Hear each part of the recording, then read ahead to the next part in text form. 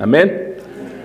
Ok, entonces regresamos a nuestro estudio de Primera de Corintios. Ahora estamos en el capítulo 10. Quiero hacer un recordatorio rápido, porque Pablo se está, los jóvenes y las jóvenes, Pablo se está prestando en este pasaje que vamos a ver el día de hoy.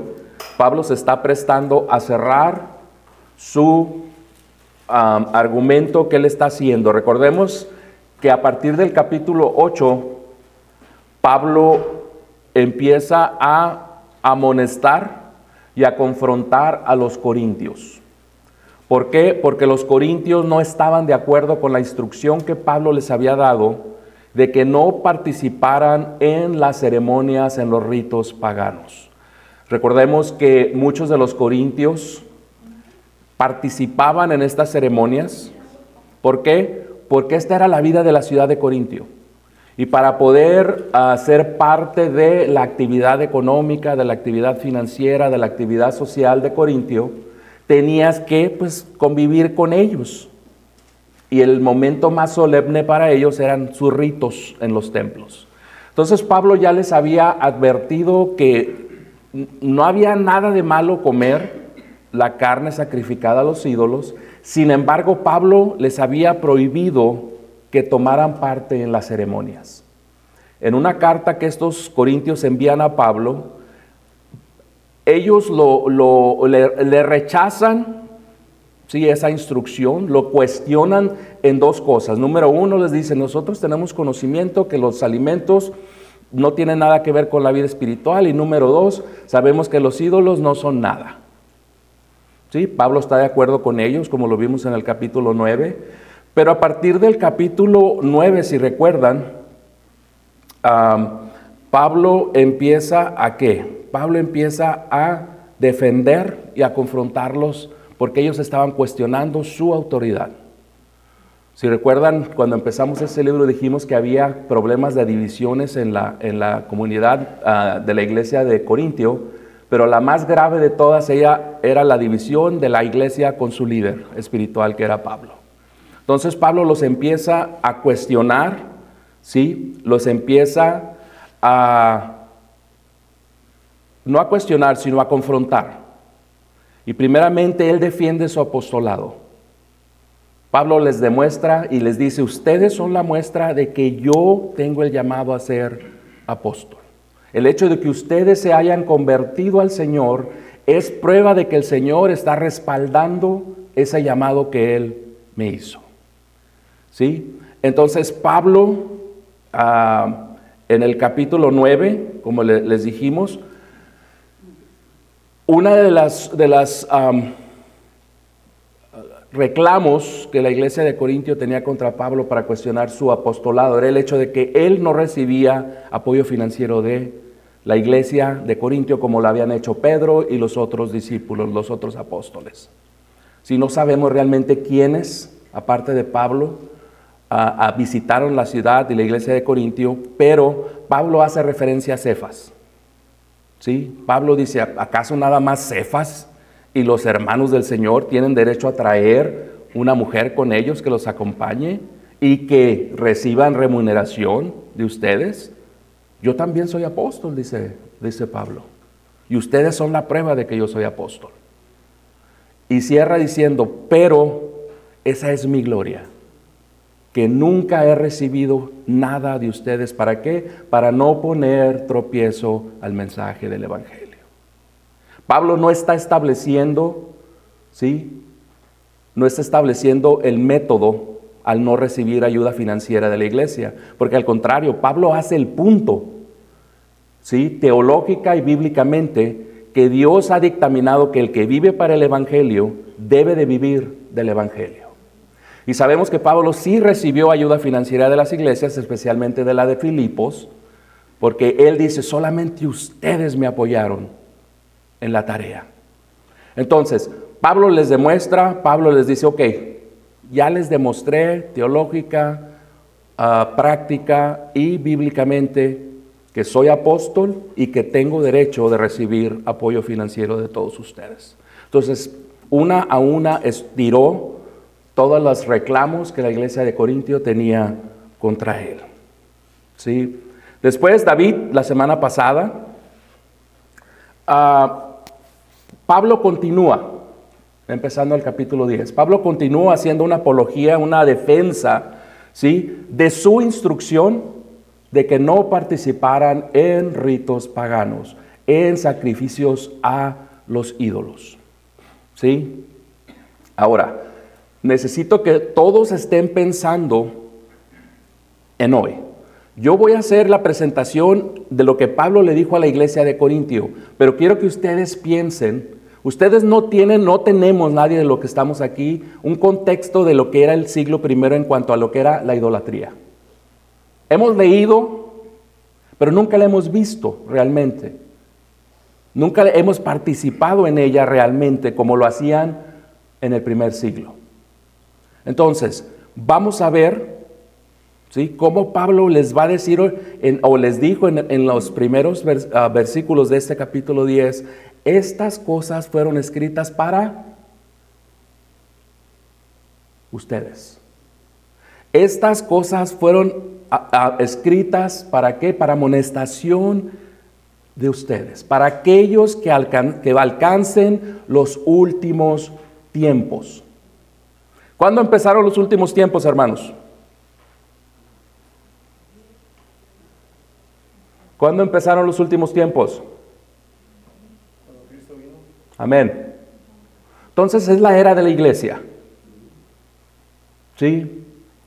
Ahora dice el escritor de Hebreos, Dios en estos últimos tiempos nos ha hablado a través de su Hijo Jesucristo. Entonces, la venida de Jesucristo inicia lo que conocemos como los últimos tiempos y va a abarcar toda la historia de la iglesia. Entonces Pablo les dice, estas cosas fueron escritas para ustedes. Sí, la carta fue escrita para los corintios, pero Pablo dice, todo esto es para la iglesia. Todo lo que se escribió, todo lo que está escrito en el Antiguo Testamento, Pablo se refería al Antiguo Testamento, porque el Nuevo Testamento todavía no estaba escrito, estaba siendo escrito. Entonces dice, todas estas cosas del pueblo de Israel, cómo se desviaron, cómo se fueron con la idolatría, cómo hicieron esto, cómo los disciplinó el Señor, todo eso fue escrito, dice, para su provecho, para su beneficio. Y me atrevería a decir, a lo mejor me equivoco y espero equivocarme, que la gran mayoría de los que estamos aquí sabemos bien poco del Antiguo Testamento. Bien poco. Y Pablo nos está amonestando en esta carta a decir, esas cartas fueron escritas para ustedes, estas cosas fueron escritas para ustedes. ¿Sí? Y Pablo va a usar, a partir del capítulo 10, ejemplos del pueblo de Israel. Ejemplos de cómo el pueblo de Israel, el hermano David nos presentó, cómo el pueblo, a pesar de haber participado en todas las cosas que participaron, dice que fueron bautizados o participaron en el bautismo con Moisés, cuando cruzaron el mar y comieron el pan espiritual, y va a dar un ejemplo de cómo Pablo dice, todo el pueblo participó de esas cosas, pero el Señor no se agradó de ellos. Entonces todos los que estamos aquí, ¿cómo nos aplica? Yo sé que mi hermano David lo hizo, pero quiero enfatizar eso una vez más. Todos los que estamos aquí hemos participado, como dice el escritor de Hebreos, del Espíritu. Pero ¿de cuántos de los que estamos aquí el Señor no se agrada? Y esa es una pregunta que nos debimos haber llevado la semana pasada. Y esa es una pregunta que me ha estado en la cabeza. ¿De cuántos de los que estamos aquí el Señor no se agrada? Pablo hizo ese ejemplo en el primer segmento del capítulo 10. Todos participaron de las cosas espirituales. ¿Sí? Todos, todo el pueblo de Israel. Sin embargo, dice el Señor, dice el escritor, dice Pablo, el Señor no se agradó de muchos de ellos, por eso quedaron muertos. Por eso cayeron muertos. ¿Sí? Y esta es una pregunta que nos debemos de hacer individualmente y como congregación. ¿Está agradándose el Señor con la vida de esta congregación? Al Señor no le podemos esconder nada. Aquellos que murmuran, aquellos que hacen lo que llamo yo ejercicios bucales, que se la pasan hablando de los demás, que creen que nadie los ve. Dice el salmista, ¿a dónde iré? ¿A dónde me esconderé de tu espíritu? Si voy a lo más alto, ahí estás tú. Y si voy a lo más profundo, ahí estás tú. ¿Se está agradando el Señor de la vida de nuestra congregación?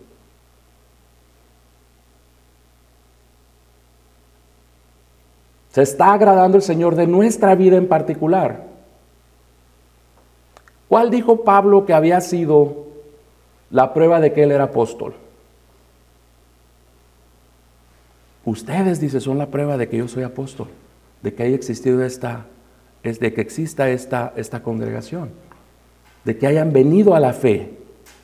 Esa es la prueba de mi apostolado. Ustedes son la prueba de mi apostolado. Volteemos y preguntémonos, ¿dónde estamos hoy? En comparación hace un año, en comparación hace 6 meses. ¿Hemos crecido? ¿Ha venido más gente al conocimiento de Cristo como resultado de esta congregación? ¿Ha habido salvación por medio de la vida de esta iglesia? Tenemos que preguntarnos, ¿se agrada el Señor de nosotros? ¿Hay prueba de que el Señor se está agradando de nosotros? ¿Estamos creciendo? ¿Ha venido gente al conocimiento de Cristo? ¿Hay hambre por evangelizar al perdido? Tenemos que preguntarnos. Pablo les cita y les dice, y todos en Moisés fueron bautizados en la nube y en el mar, y todos comieron el mismo alimento espiritual, y todos bebieron la misma bebida espiritual, porque bebían de la roca espiritual que los seguía, y la roca era Cristo. Sin embargo, a pesar de esto, hermanos, Dios no se agradó de ellos, dice el escritor. ¿Por qué? Porque mucho su corazón seguía en Egipto. Ojalá no hubiéramos salido de Egipto, decían, a pesar de todas las obras maravillosas que el Señor había hecho en su presencia. Su corazón seguía en Egipto.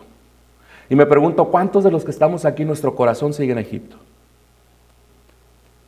¿Cuántos de los que estamos aquí tenemos una alianza con las cosas del mundo, más que con Dios? Y eso es de lo que el Señor se desagradó. Cantamos, tu fidelidad es grande. ¿Qué es lo que busca el Señor de nosotros? Nuestra fidelidad. El pueblo de Israel era la esposa del Señor. Y el Señor la llamó infiel. Nosotros somos llamados, la iglesia, somos la novia de Cristo. Y para aquellos que conocen el ritual del matrimonio judío, saben que cuando alguien está comprometido con el novio, ya son legalmente casados con el novio. Vemos el caso de José y de María, ¿sí? Que se comprometieron y todavía no se casaban, pero ya legalmente en el sistema judío ya se consideraban como una pareja casada. Estamos siendo fieles a nuestro Señor.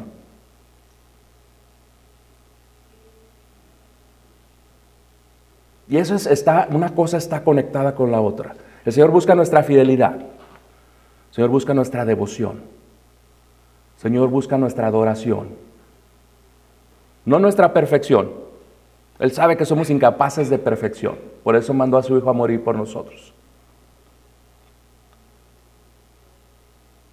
¿Se está agradando de nosotros el Señor?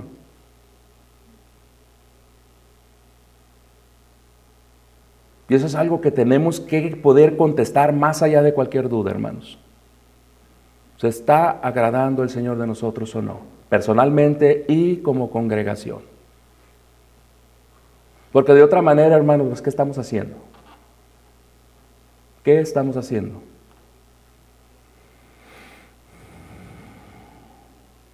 Y como les dije, Pablo dice, esas cosas sucedieron como una advertencia para nosotros. Para nosotros. Sí, el Señor es amor. Sí, el Señor es misericordioso. Sí, el Señor es lleno de gracia. Pero también es santo. También es justo. Sí, y el Señor tiene una línea. ¿Recuerdan cuando le dijo a Moisés, a Abraham, cuando le enseña la tierra y dijo, esta va a ser para tu descendencia? Pero todavía no. ¿Por qué? Porque el pecado de los cananitas no ha llegado al borde. El Señor tiene un punto. No cometamos el error, hermanos, de creer que podemos salirnos con la nuestra haciendo lo que estamos haciendo, porque el Señor no hace nada. No lo tomemos como aceptación. Tomémoslo como misericordia, como paciencia, longanimidad, para que no nos pase lo que le pasó al pueblo de Israel, que siguió abusando de esa misericordia hasta que llegó un punto de no retorno. No lleguemos a eso, hermanos, porque es doloroso. El Señor va a hacer lo que tenga que hacer. Dice, no recuerdo si fue Pedro, del Señor nadie se burla. ¿Sí? ¿Amén? Entonces, ¿por qué no me acompañan a 1 Corintios, capítulo 10, versículos 14 al 22, que es lo que nos va a ocupar esta noche? Y me dan un amén cuando estén ahí. De la Reina Valera, porque es idolatría no usar la Reina Valera, nada más es la única que podemos usar. Y la palabra de Dios dice así: por tanto, amados míos, huid de la idolatría. Como sensatos os hablo, juzgad vosotros lo que digo. La copa de bendición que bendecimos no es la comunión de la sangre de Cristo. El pan que partimos no es la comunión del cuerpo de Cristo.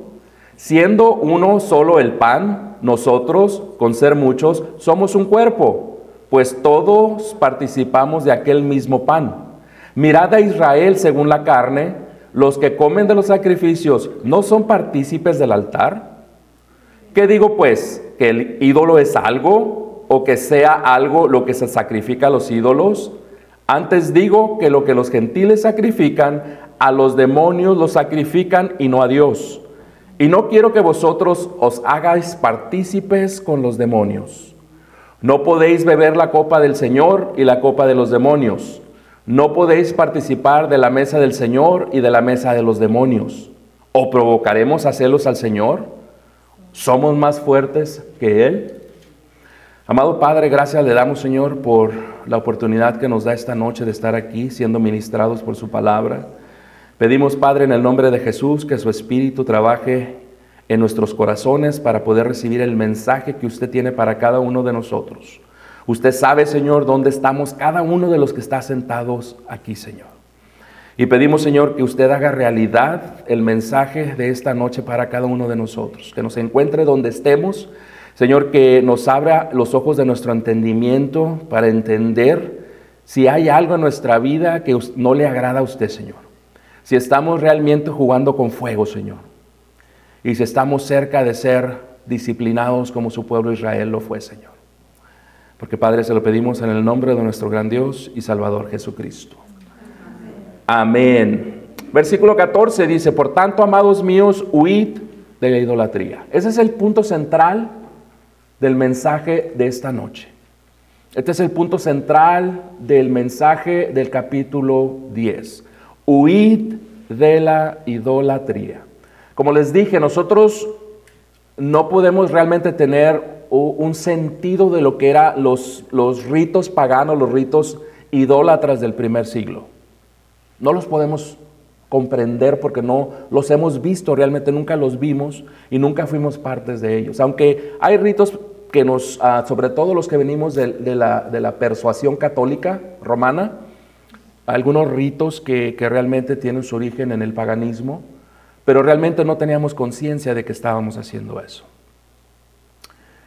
Pero quiero que pensemos a través de todo este estudio y tengamos una definición relevante para nosotros de lo que es la idolatría. Y cada que Pablo menciona idolatría, no lo piensen en el sentido de arrodillarse frente a un ídolo, sino idolatría es el proceso de dar a algo, a alguien más, lo que solamente pertenece a Dios. La adoración, la veneración, ¿sí? Idolatría es darle nuestro corazón, nuestra atención a algo que solamente le pertenece a Dios. Es infidelidad a Dios. ¿Sí? Y esa idolatría en nuestros días puede tomar muchas formas. Sí, recordemos como Pablo les dice a los colosenses, y no hagan esto, y no hagan el otro, y no hagan esto. ¿Por qué? Porque eso es idolatría. Entonces, quiero que pensemos en esos términos cuando estemos escuchando este estudio de la idolatría. Por tanto, amados míos de refugio de gracia, huid de la idolatría. Eso es lo que el mensaje del Señor para nosotros esta noche. Huyan de la idolatría. Aléjense de todo aquello que está ocupando su corazón.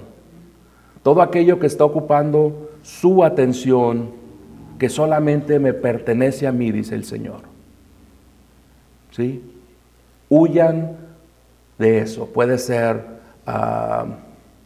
codicia, amor a las cosas materiales, puede ser lujuria, puede ser amor a una persona o personas como nuestra mujer o nuestros hijos, que no tienen nada de malos, pero cuando ellos toman el lugar predominante en nuestras vidas, en nuestros corazones, ¿sí? Y se convierten en ídolos para nosotros, eso es idolatría. Entonces piensen, quiero que piensen a través de este estudio si hay algo en su vida que les está evitando entregar todo al Señor. ¿Qué es? ¿Qué es esto? Por tanto, amados míos, versículo 14, huid de la idolatría. Entonces Pablo se prepara a cerrar este argumento lógico que él está usando o que ha estado diciendo desde el capítulo 8. Sí, en los versículos 1 al 13, Pablo nos mostró, nos compartió cómo la idolatría del pueblo de Israel, ¿sí?, los llevó a una disciplina severa del Señor. Y más adelante Pablo les va a decir a los corintios, cuando hablen sobre la cena del Señor y los abusos, recuerden que muchos de ustedes están enfermos o algunos de ustedes inclusive ya duermen. ¿Cuál es el punto que Pablo les está haciendo? El Señor los está disciplinando. Algunos de ustedes están enfermos y algunos de ustedes ya duermen. Alguno de su congregación ya murió. Es un eufemismo para decir están muertos, han muerto, ¿sí? Como lo hizo el pueblo de Israel. Amén. Entonces, ese es el punto, está cerrando ese punto Pablo. Está cerrando el punto que empezó en el versículo 8 sobre la instrucción que anteriormente él ya les había dado de no participar en ritos paganos, en ritos idólatras. Pablo concluye el argumento con dos cosas más. Primeramente veamos dos cosas más. Pablo sigue siendo un padre espiritual tierno con ellos. ¿Qué les dice?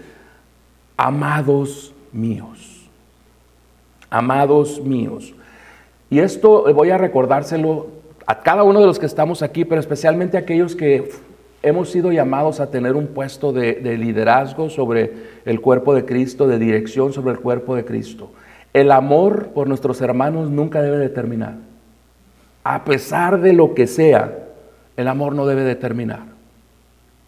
¿Quién es nuestro gran ejemplo de eso? Cristo Jesús. Cristo Jesús. ¿Murió Cristo Jesús solamente por sus 12 apóstoles? Murió por muchos que lo llevaron a la cruz. ¿Quién lo llevó a la cruz? Todos nosotros. Pablo sigue con ese tono de un padre amoroso. Amados míos. Y por su bien, amados míos, ¿por qué los amo? Les estoy dando esta dirección. No ¿cómo se dice?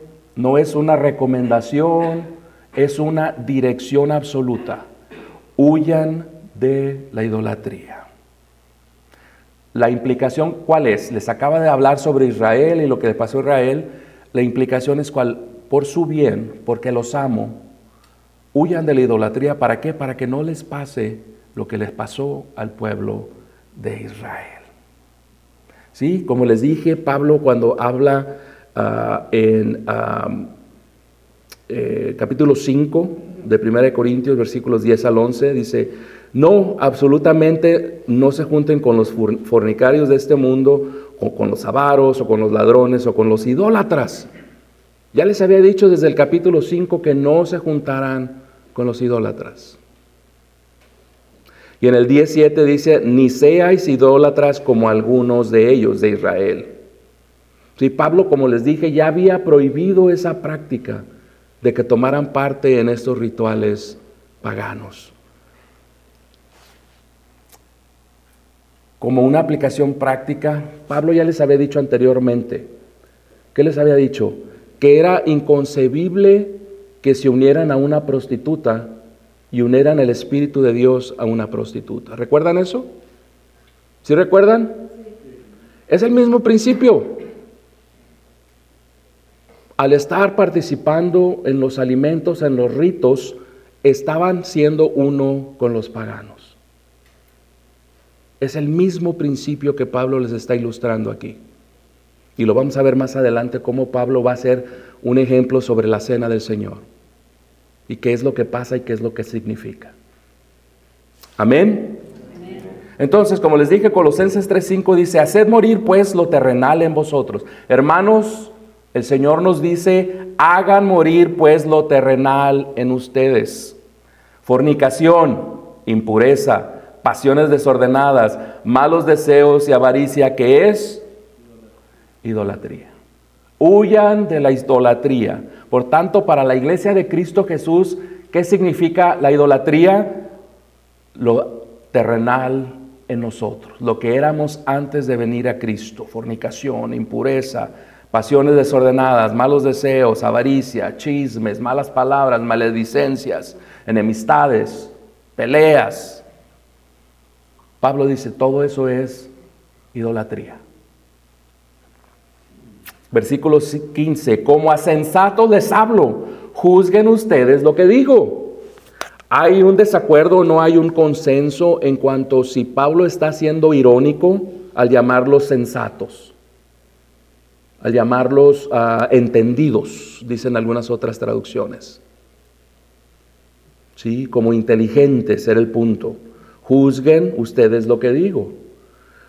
Sin embargo, la gran mayoría de los escritores piensa que Pablo estaba siendo genuino al llamarlos sensatos. La sintaxis, la gramática, así lo dice. Además, Pablo está llegando al clímax de su punto que él está haciendo, de su argumento. Entonces, sería inconcebible que Pablo entrara con ironía a este punto de su argumento. Entonces, yo siento que Pablo realmente les estaba llamando gente inteligente. Gente que tenía la suficiente lucidez para entender lo que él les estaba diciendo. Para discernir y decir, ¿sabes qué, Pablo? Tiene razón. Basado en toda esa evidencia, todo lo que nos estás diciendo, tiene razón. Pablo les dice, son gente inteligente. Tienen el suficiente discernimiento o lucidez para entender este argumento. Y después en los versículos 16 y 17, Pablo les va a seguir dando ejemplos, ¿sí?, de cómo lo que están haciendo es irracional.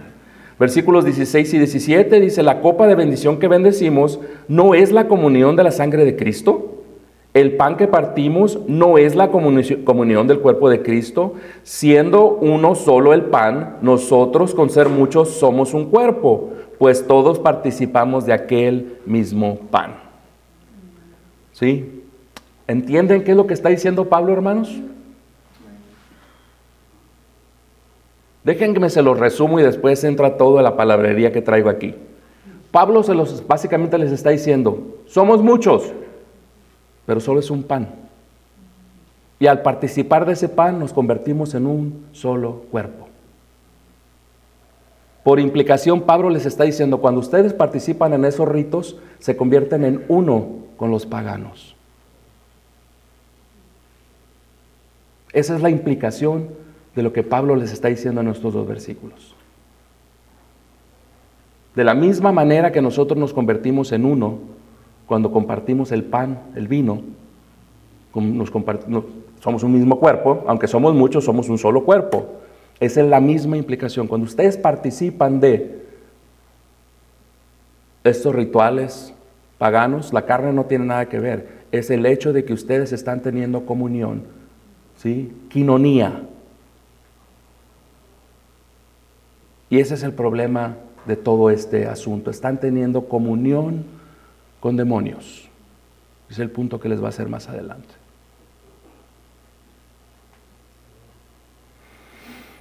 Entonces Pablo usa la cena del Señor, ¿sí? Ahora, hay que hacer una aclaración. El punto de Pablo no es dar doctrina sobre la cena del Señor. No debemos sacar doctrina de estos versículos, no es el punto de Pablo. Punto de Pablo, el enfoque de Pablo, el contexto de Pablo es carne sacrificada a los ídolos y participar en los ritos paganos. Tenemos muchos otros versículos que podemos usar para nuestra doctrina acerca de la cena del Señor. Estos dos en particular no era el punto de Pablo. Pablo no estaba enseñando sobre la cena del Señor. Pablo la estaba usando nada más como un ejemplo para lograr su punto en cuanto a participar en los ritos paganos. Amén.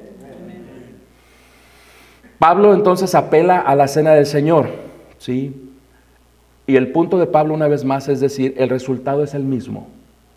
Cuando nos juntamos como iglesia para la comunión, la cena del Señor, nos convertimos en uno por medio del Señor, por esa coinonía que tenemos con Cristo.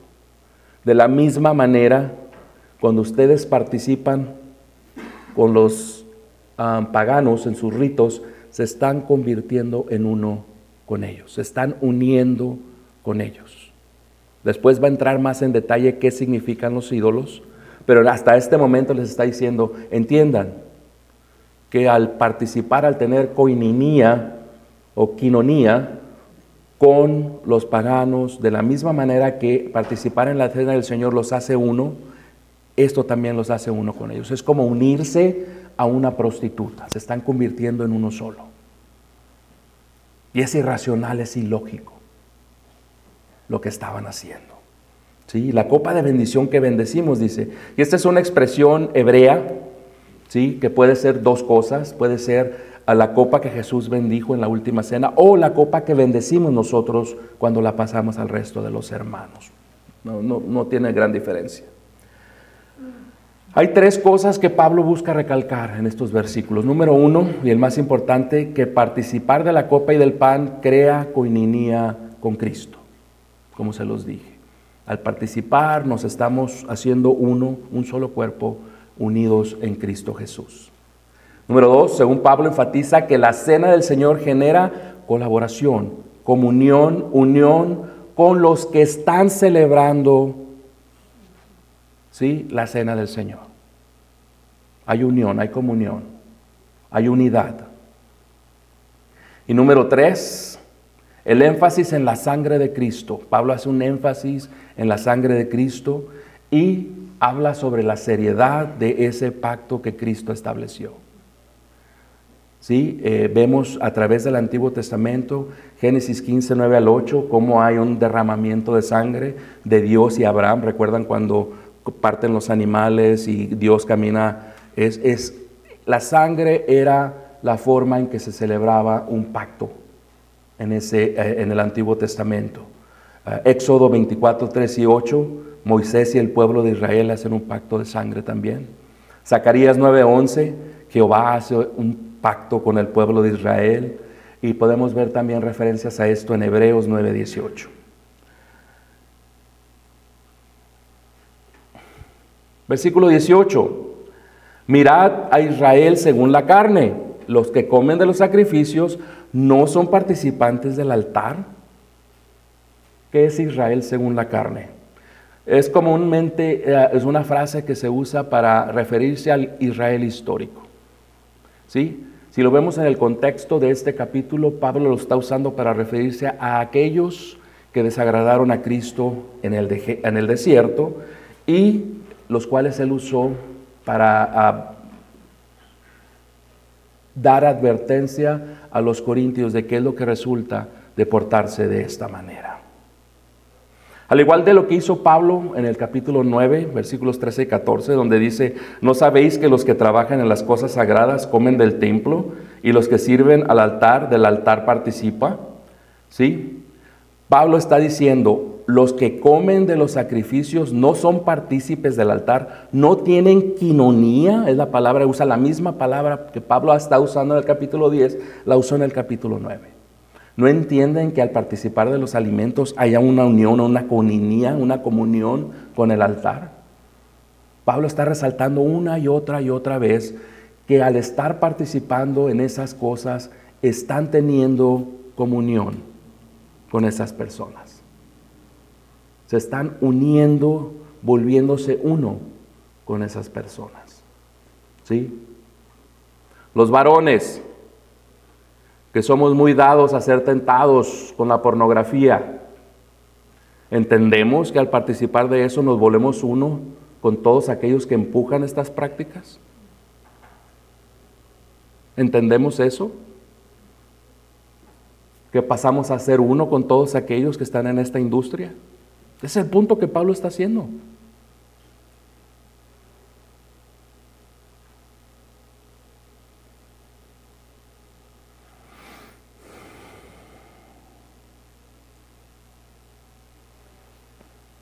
Versículo 19, ¿qué digo pues? ¿Que el ídolo es algo? ¿O que sea algo lo que se sacrifica a los ídolos? Pablo ya les había dicho, sabemos que los ídolos no son nada. ¿Sí? Pueden comer carne. Ese no era el punto de Pablo. Pueden comer carne sacrificada a los ídolos. El punto de Pablo es no participen con ellos en esos ritos, porque se convierten, tienen quinonía con ellos, tienen unión, tienen comunión con ellos. ¿Sí? Pablo anticipa que alguien iba a decir, espérame, ¿por qué nos estás advirtiendo si los ídolos, ya nos dijiste que los ídolos no son nada?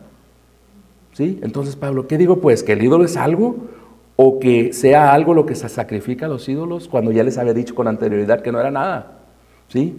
Entonces Pablo regresa a la retórica que él había estado usando mucho en los capítulos 8 y 9. Pablo básicamente les está diciendo, ok,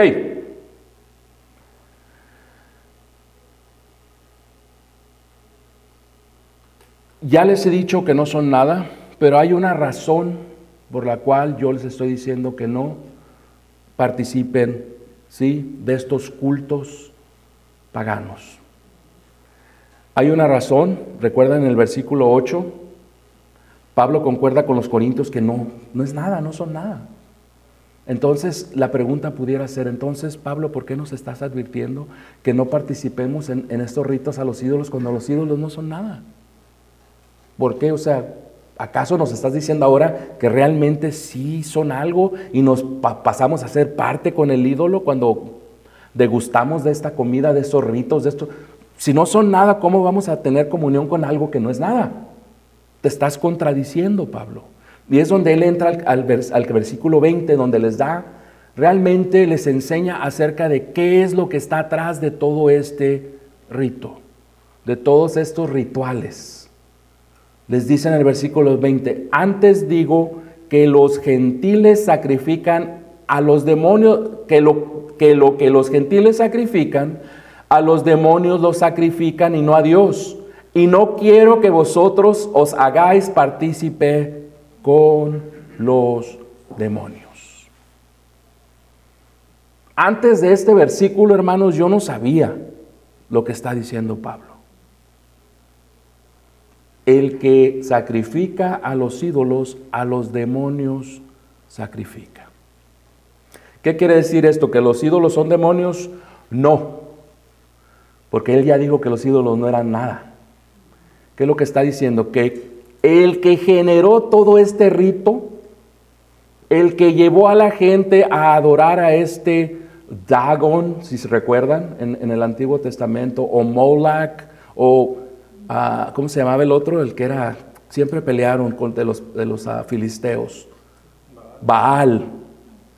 El que generó todo eso es un demonio. El punto de Pablo es, el que está atrás de todo este rito, sí, nos generó este ídolo, Baal, Moloch, Zeus, tú llámalo, como lo quieras llamar. En sí, Zeus, Moloch, Baal no son nada, dice Pablo, son ídolos, no son nada, pero el que generó, el que está atrás de todo este rito, es un demonio. Y Pablo les dice, no quiero que ustedes pasen a tener quinonía, comunión con los demonios. El demonio es extremadamente inteligente, hermano. Nosotros no podemos con un demonio. Demonios tienen miles de años. Lo han visto todo. Sí, ¿recuerdan la exhortación de Pablo en Efesios capítulo 6? Porque no peleamos contra carne ni sangre, sino contra principados, contra potestades, y necesitamos ponernos todo el escudo de Dios para poderles hacer frente. Y no para poderles hacer frente, para rechazarlos, para frenarlos. Nunca se nos insta a pelear contra ellos, nunca. Son infinitamente superiores a nosotros en fuerza, en inteligencia, pero nosotros tenemos al Rey de Reyes, al Creador, al único Dios verdadero con nosotros. ¿Sí? Entonces Pablo les dice, Pablo quita la cortina de todo esto y les dice, esto es lo que está pasando atrás de todos estos ritos. Los demonios son los que llevaron a la gente a adorar a este ídolo. Y al estar participando en esto, es tener quinonía con un demonio. Entonces, todo aquel que participa de estos ritos de la idolatría, hermanos, entiéndase idolatría como la definimos al principio de esta clase, está teniendo quinonía con el que está atrás de todo esto. ¿Sí? ¿Entienden? ¿Entendemos? ¿Por qué creen que es tan difícil deshacernos de todas estas cosas? Porque hay fuerzas infinitamente superiores atrás de todas estas cosas. Porque hay entes que conocen nuestra mente, cómo funciona, y se aprovechan de todo eso. Pablo nos está dando un insight al mundo espiritual. Y nos está revelando qué es lo que está atrás de toda esta idolatría. ¿Sí? ¿Entendemos, hermanos, lo que nos está diciendo Pablo? ¿Sí entendemos realmente la gravedad de lo que nos está diciendo Pablo?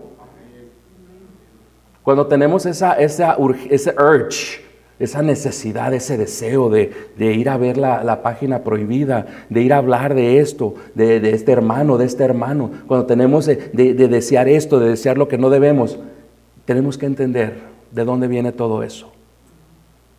Y que les estamos abriendo la puerta a tener quinonía con ellos. ¿Sí entendemos la gravedad del mensaje de Pablo? Una vez en la escuela a mí me dijeron, hagan un ejercicio, nos dejaron de tarea.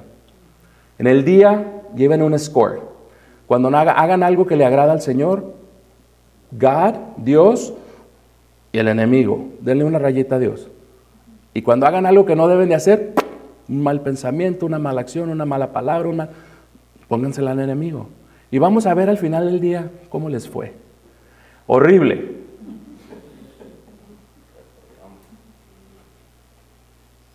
Pero hermanos, ya no podemos decir que no sabemos. Ya no podemos decir que no sabemos. Y al estar 100% conscientes de qué es lo que está pasando atrás de todo esto, tenemos que saber qué es lo que estamos haciendo. Ya no se vale decir yo no sabía, yo no entendía. Ya no se vale. Y esa es la advertencia de Pablo. No participen, huyan de la idolatría. Y es el mensaje de la palabra de Dios para nosotros esta noche. Huyan de la idolatría. Dícese de todo aquello que tome el lugar que solamente le pertenece a Dios en nuestra vida, en nuestros corazones. Cualquiera, usted póngale nombre. Yo casi me puedo equivocar porque pues no soy Cristo, que es el único que no se equivoca. Pero yo les puedo decir que cada uno de los que estamos aquí estamos cometiendo idolatría. 100% de los que estamos aquí. 100%. Si somos honestos. No los estoy juzgando, me estoy incluyendo. Si no hubiera dicho 99%. 100% de los que estamos aquí. Ya les comentaba una vez que otra tarea que nos dejaron es pongan una silla y pongan en esa silla todo aquello que está tomando el lugar de Dios, arrodíllense y adórenlo. Porque eso es lo que estamos haciendo con nuestra vida. Y contra eso es lo que nos está advirtiendo el apóstol Pablo. Huyan de la idolatría.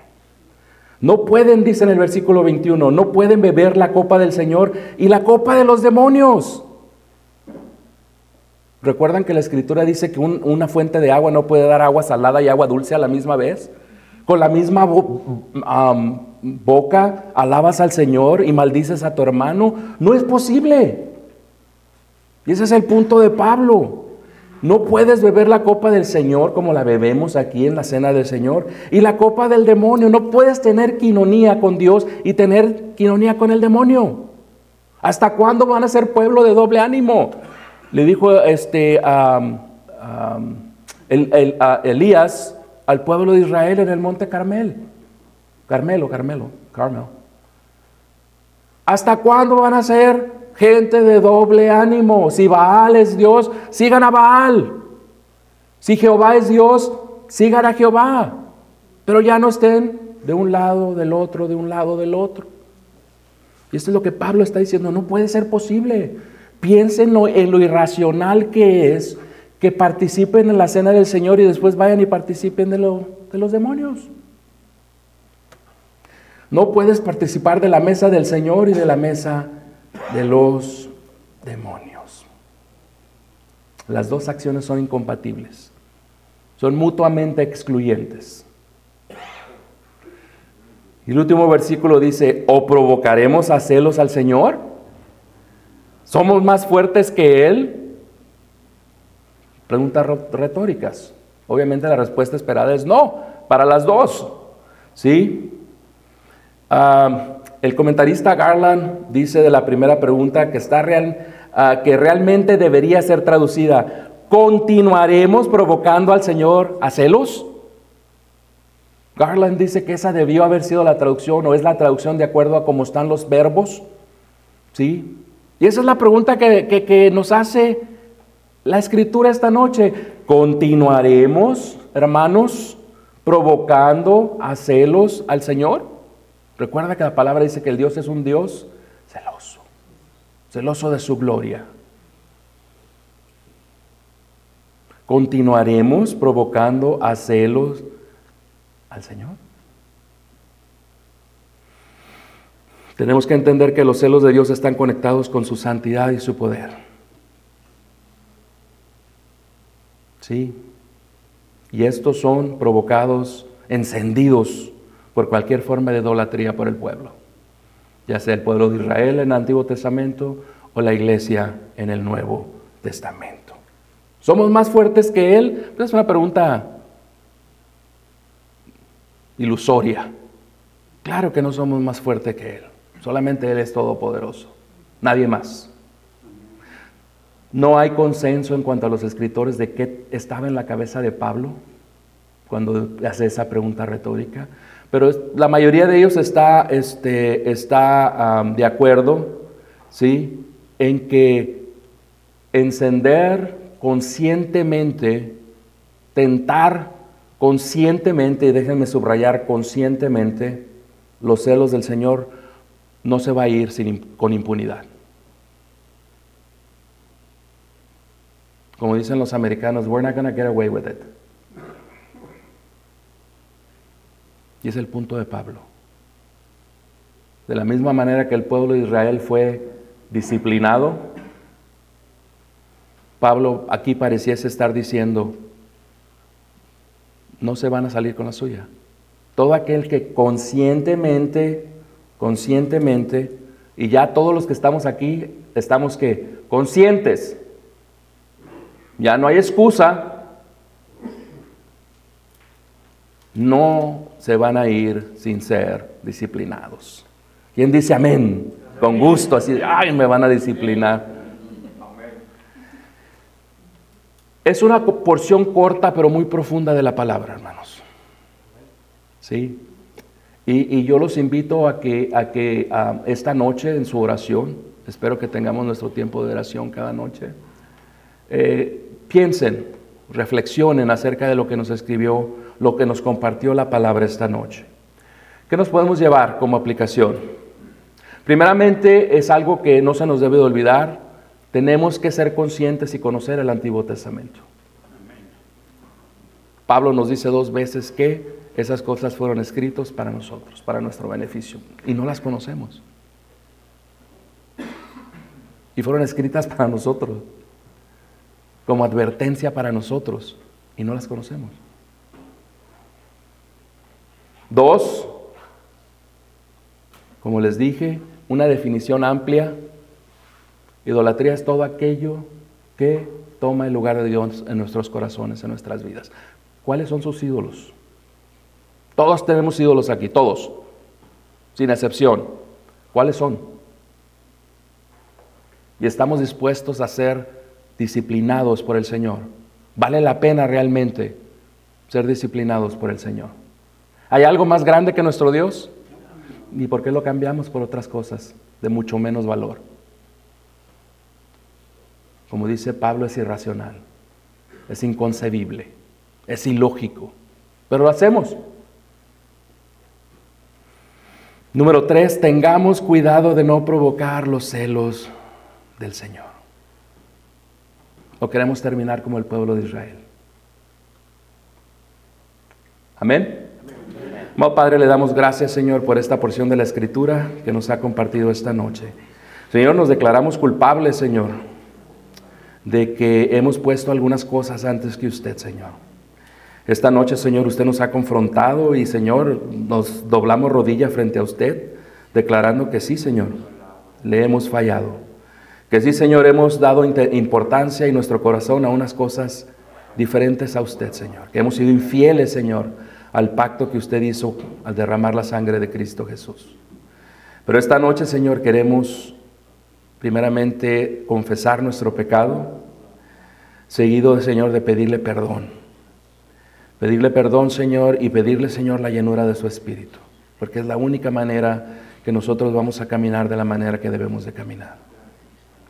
Le damos gracias, le damos todo honor, toda honra, Señor, porque solo usted se la merece. Todo esto, Padre, en el nombre glorioso de su Hijo amado, nuestro gran Dios y Salvador Jesucristo. Amén y amén.